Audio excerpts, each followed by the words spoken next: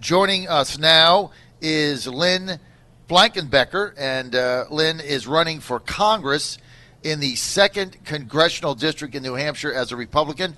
There's a Republican nomination primary that will be decided in September of 2020. Her primary opponent we just had on our show live here was Steve Negron. He defeated her in a primary in 2018, went on to lose to Ann Custer, Steve getting 42% of the vote in the blue wave. And Lynn is joining us now. She's also a major figure in Women for Trump. She's actually been on my show before in that role, and she has a military background as well as being wounded in Afghanistan. And in 2009, she won a special election for the New Hampshire House of Representatives, beating a former mayor of Concord in a heavy Democrat district by 17 votes. When she was in the legislature, she worked on veterans and public health issues in addition to playing a key role in balancing the state's budget. And she is with us now. Lynn Blankenbeker, great to have you, Lynn. Thanks so much for having me. Hello, Al. It's great to hear your voice again. And, boy, isn't it a great time to be a Republican? We got the acquittal from the Senate, and the State of the Union address was knocked it out of the park. Our president's doing a tremendous job. The Iowa caucus is a major debacle, and Nancy Pelosi and her temper tantrum just underscores why we need real women leaders in New Hampshire, or in Congress, and certainly representing the state of New Hampshire. So thank you so much for having me. I'm super excited to be here. All right, Lynn, thanks for being with us. Go ahead, Al. I don't know if you have me turned on here. Can you hear me, Lynn? We're going to get you turned on here in a minute, Al. Go ahead. All right. Lynn, can you hear me over there? I can hear you. The one thing I have to say, I saw our congressperson, Annie Custer, dressed in white, along with a lot of those other ladies at the State of the Union. And I've seen Lynn dressed in white before, but when she's dressed in white, she's in her Navy uniform, her Navy whites. I would really love to see Annie dressed in her white little KKK uniform next to your white uniform in a debate. I think you'd wipe the street with her. Oh, I think so. I consider it a real honor and privilege to be able to wear the uniform of our nation still today. And yes, I proudly wear that white uniform. I come from a long legacy of folks that have served in the military. My father was a Marine at the Kwajalein Atoll. And sadly, my mom, who was a nurse during World War II in the Army, had to leave active duty because my mother got married. And I think about what my mom and other women in this nation have done, strong women who have stood up to be leaders in this nation. And she's forged the path for me. And I'll tell you, when I was a little girl, my mom used to mumble under her breath that she could be a colonel right now if she was just allowed to stay in the military. And I'm really proud to say that I've achieved the rank of Navy captain. And every single time I render a salute, whether it be at military funeral honors or in front of my command where I was the commanding officer, when I render that salute, I look at those eagles and I think of my mother. And I'm so proud of the fact that I was able to achieve the goal my mother couldn't achieve. So I'm grateful, and thank you, Al. I appreciate that. Hey, Lynn, I am also proud that you nominated me to be on your finance committee. So thank you for that. Yeah. And I happen to know yep, go ahead. No, go ahead. No, I was just going to say during this first quarter, I think we have been fortunate enough to really gain some people's confidence in the primary. I believe we have outraised Steve Negron by about 9-1 in terms of the confidence that we're getting from folks writing checks and giving money into the campaign. Well, that's because she's got you as her finance director, AJ. Well, I can't you're take like credit the number for one it. finance guy in the state. That's why she's outraised Steve Negron 9-1. Truth be told, come on, man. Truth be told, that was some of You're first. the king of finance raising in New Hampshire. I would normally take credit for it, but I would tell you that was some of the first piece of information that I got when I took the position. So that was done by people before me. So I guess we've got to beat that number now, Lynn, right? I've got to beat that. AJ Letizio Enterprises. I mean, if I had AJ as my fundraiser, I'd be ahead of everybody 10-1 too. He's the guy's like the King Kong of fundraising in New Hampshire. I mean, you heard. I mean, Steve's a great guy, and Steve and Lynn, tremendous people, patriots, and Steve's got my good buddy Bruce Breton here as a senior advisor, but I got to tell you, we if you look at how people voting with their pocketbooks, they're voting for Lynn right now, 9-1. 9-1. Well, look, that's you got to raise money to be competitive. So, Lynn, let's get to your race. I asked the same line of questioning to Steve Negron, your Republican opponent in the primary in September. So let's give equal time here to the same line of questioning. You ran against Negron last time. He beat you pretty handily. You finished third in that race, and he went on to run, a decent campaign. You finished third to him last time. What makes you think you're going to beat him this time? Well, and I'm really glad you asked that question. So first of all, I want to dispel a myth. I didn't get beaten handily. I only lost by about 1,200 votes. And, Steve Negron took 26% of the votes. Stuart Levinson took 25.3%, and I took 23%. So I think we need to get that clear. I didn't get it wasn't a landslide by any stretch of the imagination. Also, if you look at the money spent, Steve Negron said he was outspent 3-1, but the FEC reports show that Stuart Levinson spent $514,000. Steve Negron spent $455,000, and I spent $133,000. So I was the one who was outspent 3-1, not them.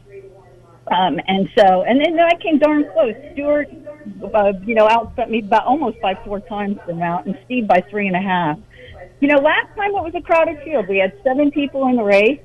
I was late to the game because I was coming off of active duty, and so I had to come in later. They had already, both Stuart and Steve had been in the race a lot longer, and we did not have the president at the top of the ticket. But I think as Al, pointed out, first of all, I have tons of support already. We ran a fabulous campaign by spending only $133,000. By the way, and balanced my budget. I only spent, $133,000, and I came that close. So we, just like Steve, we have our same base, and many of Stuart Levinson's folks are supporting me. I think the key for people this year. Last time in 2018, when I was running, the economy was the number one issue, and that's not the number one issue anymore. As I'm out meeting people, healthcare is up at the top. And I am the only candidate in the state of New Hampshire that has a solid background in healthcare. 34 years as a nurse, doing bedside nursing. Healthcare policy at the highest level at the Pentagon. Healthcare policy at the Defense Health Headquarters. Healthcare law as a healthcare attorney.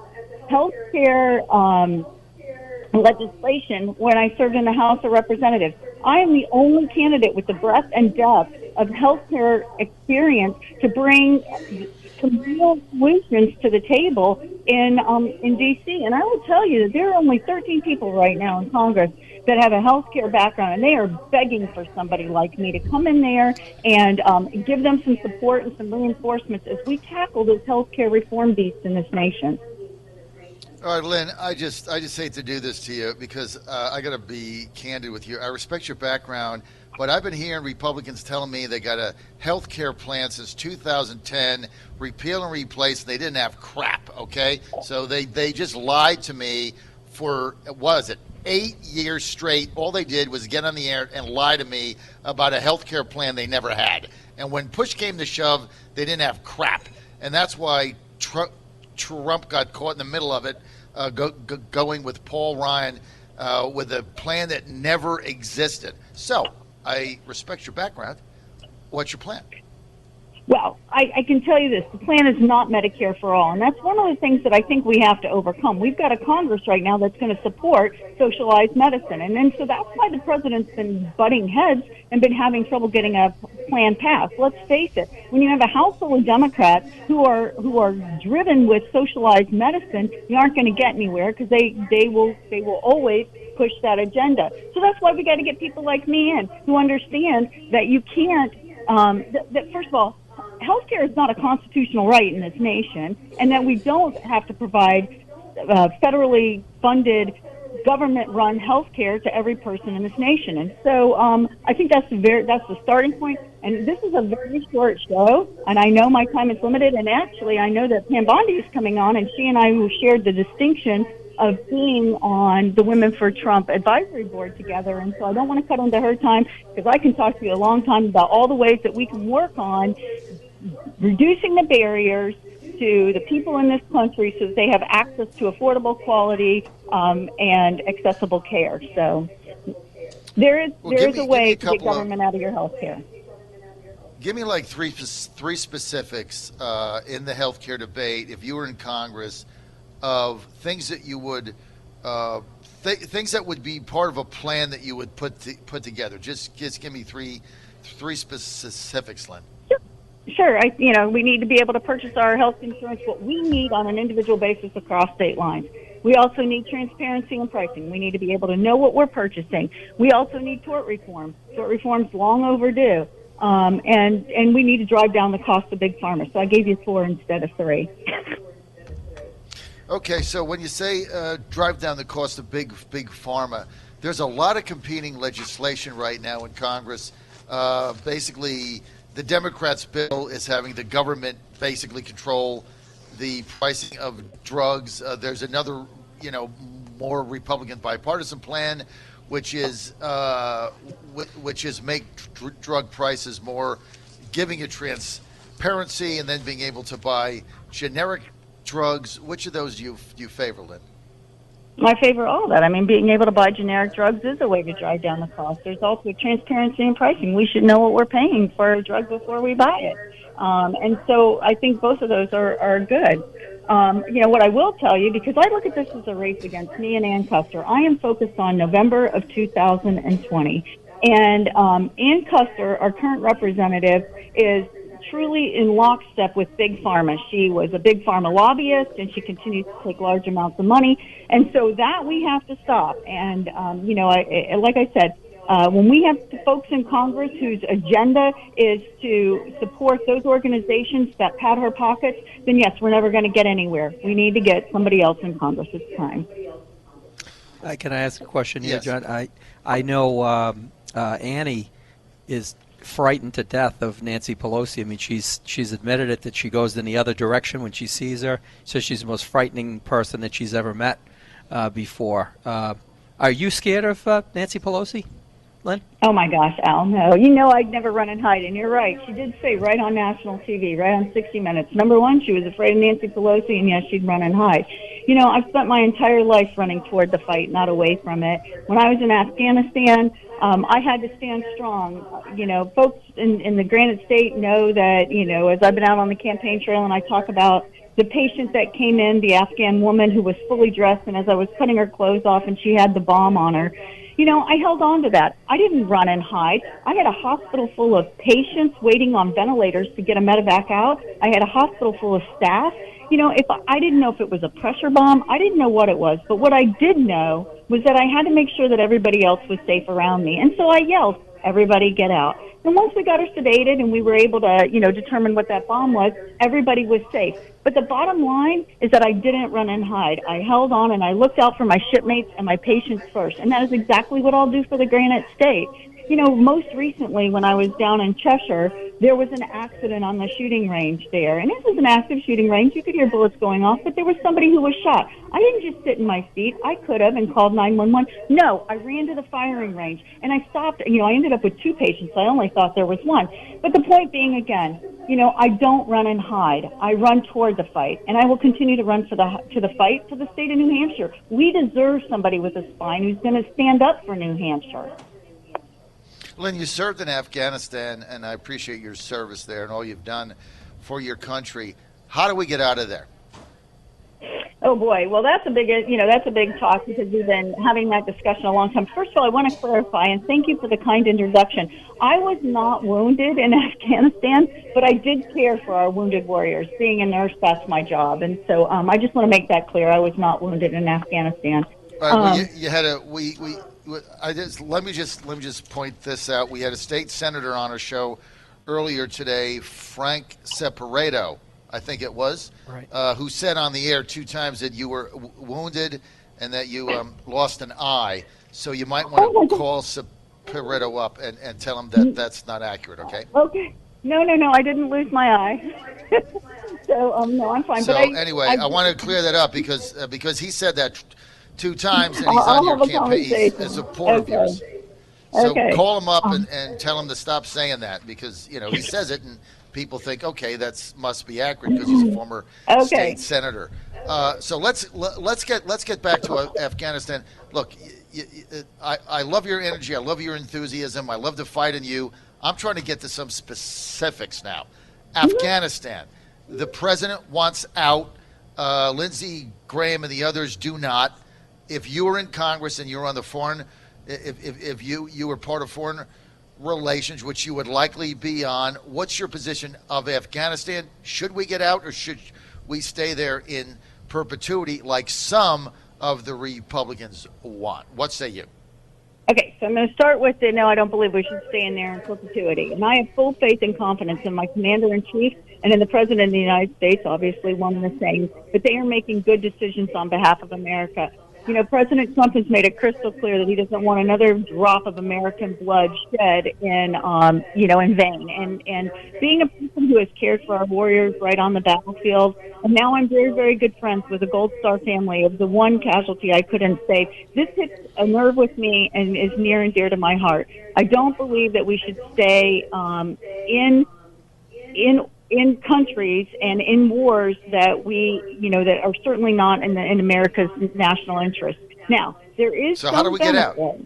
Well, there is some benefit. How do we get out? Well, and we saw what happened with Barack Obama when he tried to pull us out of Iraq, and we ended up having to go back in there. And so, but that is for President Trump and the generals to come up with a plan and exit strategy. And I'm confident that they are coming up with an exit strategy. You can't just pick up all your toys and go home.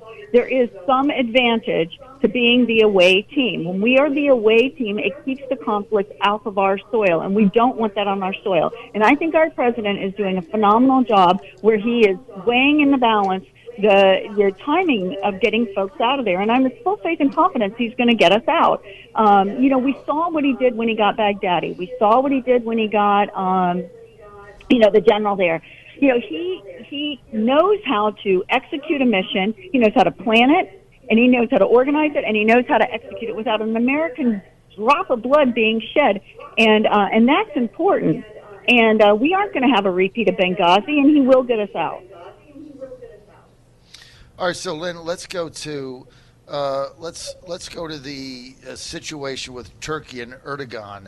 Having served in that region, the president pulled out of Syria, basically turned the protection of the Kurds over to Erdogan. When I was in Washington, D.C., and that happened, the neocons here ran around with their heads on fire. You thought the whole city was going to explode. How do you stand on that? Oh, I think our president was brilliant when he sat back and he looked. What happened 2 weeks after that? We needed to get into that airspace to get to Baghdadi, and President Trump knew that was coming. If you think that Baghdadi mission was something that was planned in the middle of the night before, we're sadly mistaken. He had planned that for a long time and knew where Baghdadi was on the move. If he had disrupted that airspace or made enemies, we wouldn't have been able to get in there and execute that mission. Our president knew exactly what he was doing. Furthermore, our president is sticking to his commitment to this nation that we are not going to needlessly shed American blood on behalf of other nations. And so I think he knew exactly what he was doing. And again, I have full faith and confidence in this president. What saddens me the most about our foreign policy right now is that President Trump has a Congress he can't trust. They leak like a sieve. And so President Trump can't even share information with them because he knows it's going to get leaked, and then the missions are going to be, compromised, and then we're going to have American, blood on our hands. He knows better, and he's doing a great job. I just feel sad that he has a Congress that isn't supporting him, and I will be in the Congress to support his good national policy. All right, Lynn, one more question from me, and then I'll go over to Al. We're with Lynn Blankenbeker. She's running for Congress, Republican, 2nd District, New Hampshire. She's in a competitive primary that'll be decided in September. Winner goes up again against liberal Democrat Ann Custer. Lynn, the coronavirus, you think the Chinese and dictator President Xi are being honest with us? Now we find out every day it seems to get worse. What do you think our response should be? And what do you think about the way the Chinese is, the regime, let's call it that, is dribbling out information? So we already know that China is a country that we can't trust, and we have to keep our eye on constantly. And I don't know, I guess you could have a million conspiracy theories as to whether or not they're sharing information. Did they plant the virus? I mean, we could go on and on and on and down rabbit holes on that. Right. What I do know for certain and for sure is that we are doing a good job trying to contain that virus and keep it out of our country, that we've got the CDC working on, the cause of the virus, treatment for the virus. We're looking at how we can contain the virus. As a healthcare provider, we just had a briefing last week where we talked about how are we going to contain this virus if it comes to the United States or when it comes to the United States, especially in the healthcare setting. And that's information that the CDC is giving to us. And so we know how to isolate a patient, what to do with them, make sure we have those isolation rooms near back doors so we can get them out of the treatment facilities, so that when sick patients show up at our medical treatment facilities, that we're able to get them out of there and get them home on home quarantine so that we can control and contain the virus. And that is what this is all about. Let's face it, new viruses are going to crop up all the time. It's just the nature of biology, and being able to contain that within our own country and making sure that the American citizens are safe are first and foremost, and our CDC under the direction of the president is doing a good job. So great job, Lynn. We're happy to have you on. I'm glad you were able to connect, and I know you weren't able to be here today, so it's great that you called in. I have a question for you. I come from a Navy family, two children who served and were Navy officers. My daughter, like you, was a Navy officer. She was a lieutenant. When she left, you're a captain, you're one click away from being an admiral. So folks know it's not like a captain in the Army. I mean, you have excelled at everything that you've done. And I watched my daughter and saw what she had to do to get ahead to get her a doctorate as a physical therapist and be a military officer. And I look at you, and you are a young person, and here you're an attorney. You got a law degree. You're a medical professional, and you're a very high-ranking Navy officer. How the heck does a person do that? If you're talking to a young girl or somebody who's coming up in their education, what do you tell them? How the heck do you become an achiever like that? Like, what did you do? What did you have for breakfast? Al, thanks so much. You know what? I am an American, and because I'm an American, I've had opportunity. And being raised in a poor family in the South where I had every opportunity to not succeed given my situation, my father died when I was 12, and my mom struggled really hard to raise this, her family. But that everything that you've done, and I watched my daughter and saw what she had to do to get ahead to get her a doctorate as a physical therapist and be a military officer. And I look at you, and you are a young person, and here you're an attorney. You got a law degree. You're a medical professional, and you're a very high-ranking Navy officer. How the heck does a person do that? If you're talking to a young girl or somebody who's coming up in their education, what do you tell them? How the heck do you become an achiever like that? Like, what did you do? What did you have for breakfast? Al, thanks so much. You know what? I am an American, and because I'm an American, I've had opportunity. And being raised in a poor family in the South where I had every opportunity to not succeed given my situation, my father died when I was 12, and my mom struggled really hard to raise this, her family. But I'm an American, and Americans have opportunity before them. And so fortunately for me, opportunity presented itself, and I had the ability to take the opportunity and run with it. And I am grateful every single day. Every day, number one, that I'm an American. Every day that I had the opportunity to go into nursing and what I feel like is the noblest of all military professions, and that's to be able to care for our nation's warriors. Number three, to be able to get my advanced degree in law so I could understand more and help our veterans in a different way. Some of my practice is helping with legal issues for our veterans. And then I used that law degree when I was in the Pentagon to be able to work on veterans issues there and make sure that we had, for example, the ability for caregivers of our veterans to be able to be compensated while they were caring for their warrior at home when their warrior was recovering. so, able to advance really good policy like that. But, Al, it's all about being an American and the opportunity that we have as Americans. And so I'm grateful, so grateful for that. I'm grateful for my great parenting. And, I really appreciate you, Al, highlighting the fact that, that I do stand as a role model for young women. I think women today don't have good, strong women with those good conservative values. Hey, look, not to mention a mother and, a great daughter, great husband who's behind you the whole way.